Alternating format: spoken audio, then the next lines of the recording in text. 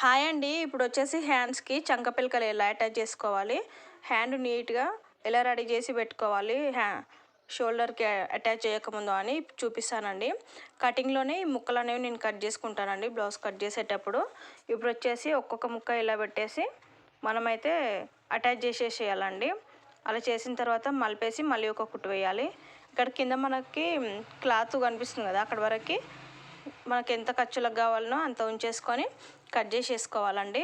మళ్ళీ తిరిగేసి ఇప్పుడు వచ్చేసి మెయిన్ క్లాత్ తీసుకొని ఇలా సమానంగా కట్ చేసి ఒక కుట్టు వేసి మళ్ళీ అది మలిపేసి ఒక కుట్టు వేయండి. వీడియోలో చూపిస్తున్నట్టుగా నీట్గా వస్తుందండి. హ్యాండ్ అయితే ఖర్చులు కూడా కనిపించవు, అసలు చాలా నీట్గా ఉంటుంది.